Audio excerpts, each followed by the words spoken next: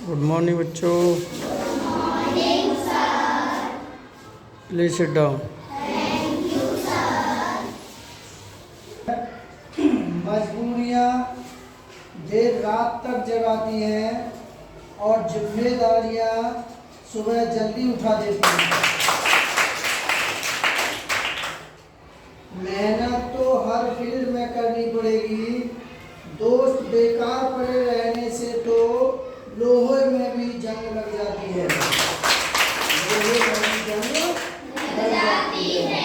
मेहनत तो हर क्षेत्र में करनी पड़ेगी, चाहे पढ़ाई का क्षेत्र हो, चाहे खेती करने का क्षेत्र हो, चाहे इंजीनियरिंग क्षेत्र हो, कोई भी क्षेत्र हो, सब में मेहनत करनी पड़ेगी।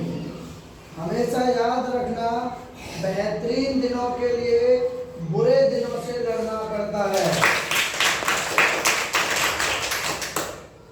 जब तक आप सफल नहीं हो जाते तब तक किसी को रत्ती भर भी फर्क नहीं पड़ता कि आप किस दर्द में हैं, आप किस घर में हैं, आप किस परिवार में हैं, आप किस समाज में हैं, आप किस दोस्त के साथ हैं। अगर आज आप सफल हैं, अमीर हैं, तो आप सबके खासम खास हैं, अन्यथा सब रिश्ते आपके लिए ढोंग हैं और हर जगह से आप धुतकारे जाएंगे, ललकारे जाएंगे। जय हो भारत माता की। इसलिए अगर आप अमीर हैं तो उसके लिए खास है।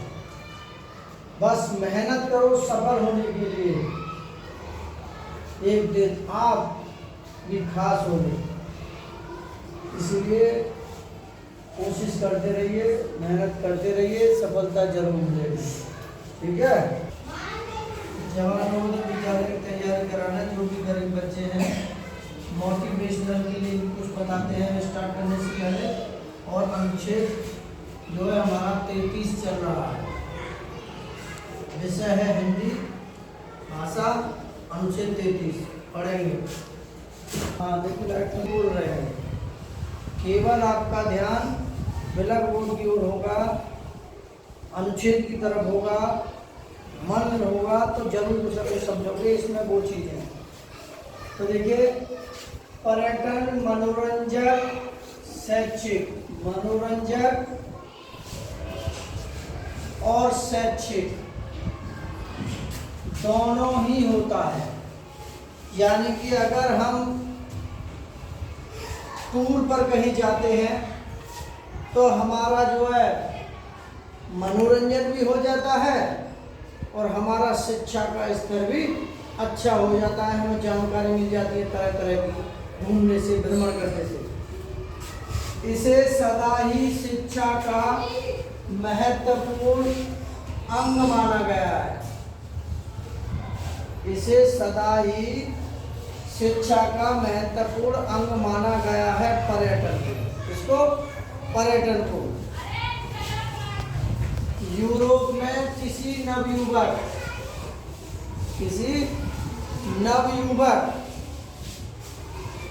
को तभी पूर्ण शिक्षित माना जाता है जब वह यूरोप के बहुत से देशों में भ्रमण कर चुका हो। मतलब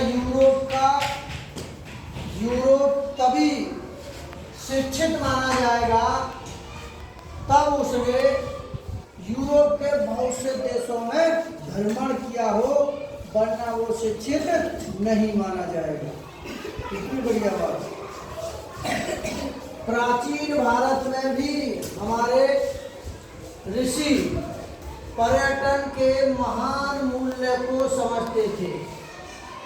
पर्यटन के महान मूल्य को समझते थे कि पर्यटक यानी कि घूमने से, भ्रमण करने से हमारे बुद्धि का भी विकास होता है, हमें नॉलेज मिलती है और हमारा ज्ञान का स्तर भी बढ़ता है। ऋषि भी इस बात को मानते हैं। उन्होंने इसे सबका पवित्र कार्य बना दिया कि वे भारत के विभिन्न भागों में स्थित तीर्थ स्थानों में घूमे, भारत के विभिन्न भागों में स्थित तीर्थ स्थानों में घूमे और इससे भारतीयों में एकता की भावना को प्रोत्साहन मिला। पर्यटन पर घूमने से एकता की भावना का प्रोत्साहन मिला। पर्यटन वो चीज है। देखिए सुकरात एक दार्शनिक था। सुकरात एक दार्शनिक था और उसका काम इतना था कि वो पूरे देशों में घूम घूम करके लोगों से बातचीत कर करके लोगों को ज्ञान देता था और लेता था। इसीलिए सुकरात आज पूरी दुनिया में उसके विचार बहुत फेमस है। सुकरात ने कहा था कि मनुष्य एक सामाजिक प्राणी है। मनुष्य का संबंध समाज से है, समाज से हटकर कहीं निवास करता है। राक्षस या देवता या दानव तीनों में से एक है। इसीलिए मनुष्य को अपने मूल और कर्तव्य और अपने विचारों का प्रचार प्रसार करना चाहिए और पर्यटन के माध्यम से नॉलेज लेनी चाहिए। इसीलिए सरकार ने भी छोटे बच्चों के लिए, बड़े बच्चों के लिए, डिग्री कॉलेज के बच्चों के लिए एक टूर रखा है। क्या उस पर टूर पर जाएं, पर्यटन पर जाएं, घूमने और उससे ज्ञान लें। पहला सवाल देखिए,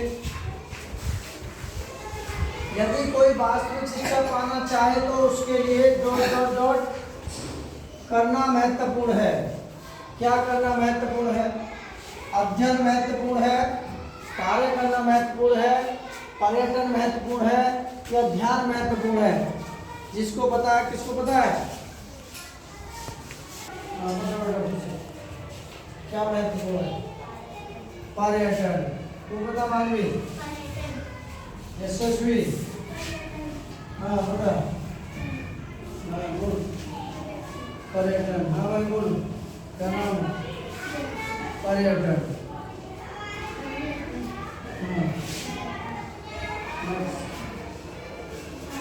तो इसका मतलब है, जवाब सबका सही है कि यदि कोई वास्तविक शिक्षा पाना चाहे तो उसके लिए पर्यटन करना महत्वपूर्ण है।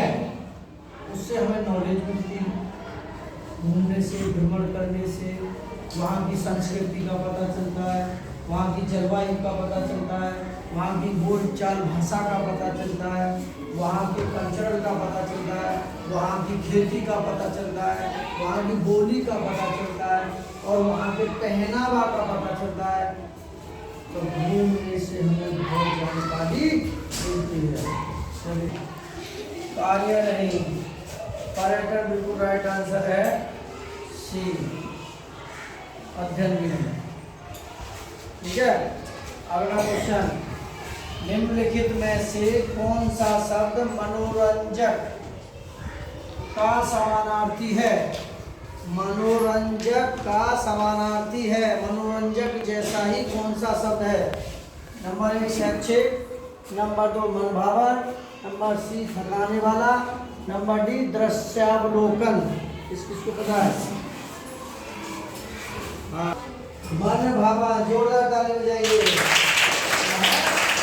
मन भावन एक कहावत है, कौन सी? कि जब आदमी मेहनत करता है तो उसकी मेहनत का फल जरूर मिलता है। जल्दी नहीं, देर से मिलता है जरूर। इसीलिए मेहनत करते रहो। इसने बताया था शैक्षिक नहीं, मन भावन इसका राइट आंसर है। मन भावन विकल्प भी सही है। थकाने वाला नहीं और दृश्यावलोकन नहीं। अगला सवाल है तीसरा, स्थानों की यात्रा करना प्राचीन भारत में पवित्र समझा जाता था। प्राचीन भारत में पवित्र समझा जाता था। कौन सा स्थान समझा जाता था पवित्र? प्रशिक्षण यानी कि ट्रेनिंग देना पवित्र समझा जाता था। तीर्थ घूमना, पर्यटन घूमना, दर्शन करना पवित्र समझा जाता था। शहर को पवित्र समझा जाता था या व्यापारिक जो व्यापार करते हैं वो पवित्र समझे जाते थे। किसको पता है? तीर। शाबाश, जोरदार ताली बजाइए।